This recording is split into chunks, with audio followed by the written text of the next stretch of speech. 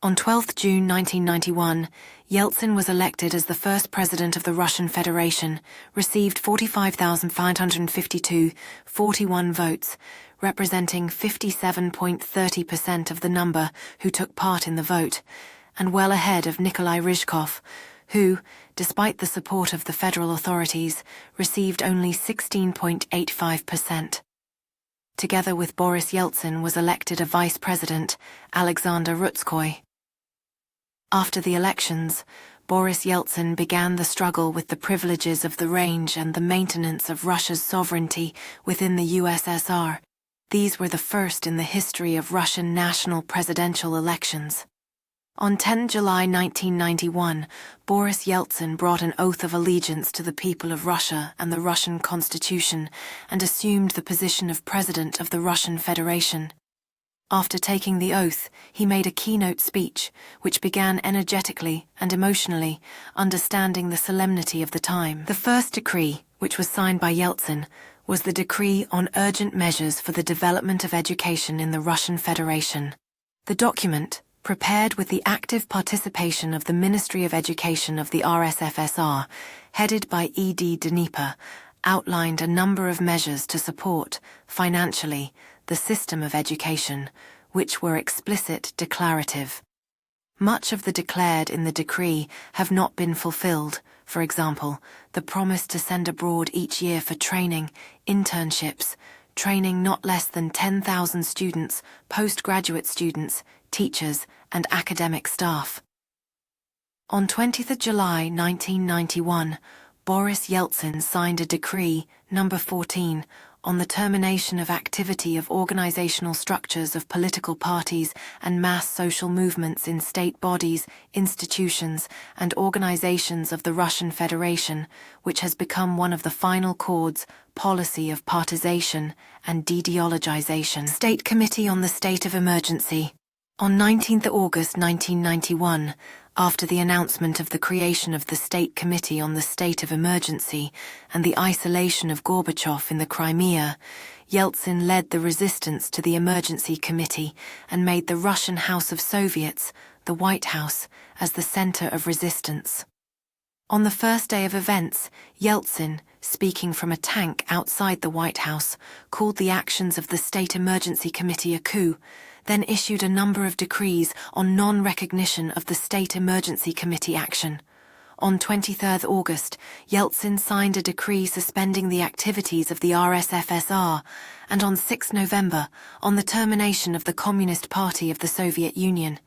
This decisive act by Yeltsin, halting the momentum of hardliners and positioning himself as a champion of reform, marked a pivotal moment in the dissolution of the Soviet Union. As the political landscape shifted and the USSR faced its inevitable fate, Yeltsin's leadership during this turbulent period solidified his role as a key figure in shaping the course of Russian history. In December 1991, Boris Yeltsin, Soviet President Gorbachev, held a secret meeting with Ukrainian President Leonid Kravchuk and Chairman of the Supreme Soviet of Belarus, Stanislav Shushkevich. This meeting led to negotiations on the establishment of the Commonwealth of Independent States.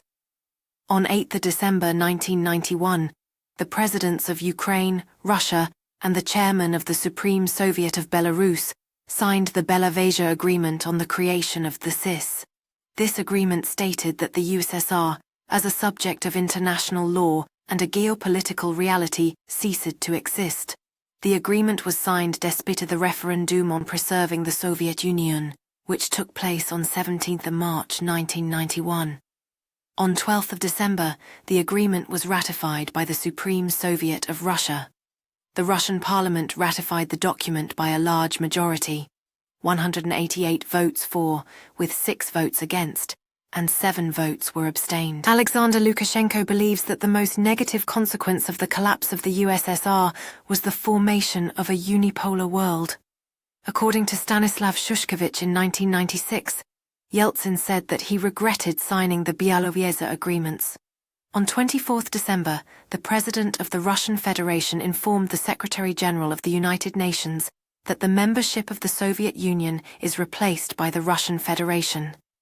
Thus, Russia is considered an original member of the United Nations, along with Ukraine, SSR, and Belarus, Belarusian SSR.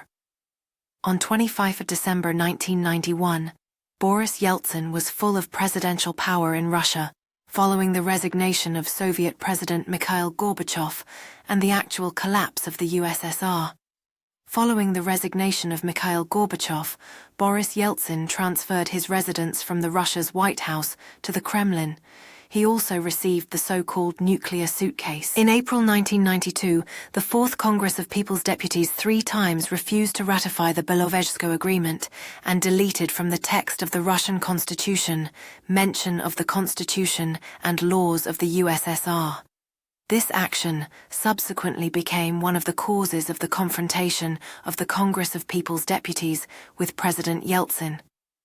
This conflict later led to the dispersal of the Congress in October 1993. The USSR Constitution and laws of the USSR continued to be referred to in Articles 4, 102, and 147 of the Constitution of the Russian Federation, RSFSR, in 1978 up to December 25, 1993. When the Constitution of the Russian Federation was adopted by a referendum, it contained no mention of the Constitution and laws of the USSR. In September 1992, a group of People's Deputies led by Sergei Baburin sent a petition to the Constitutional Court of the Russian Federation to examine the constitutionality of the Supreme Soviet of the RSFSR of December 12, 1991, on ratification of the agreement establishing the Commonwealth of Independent States.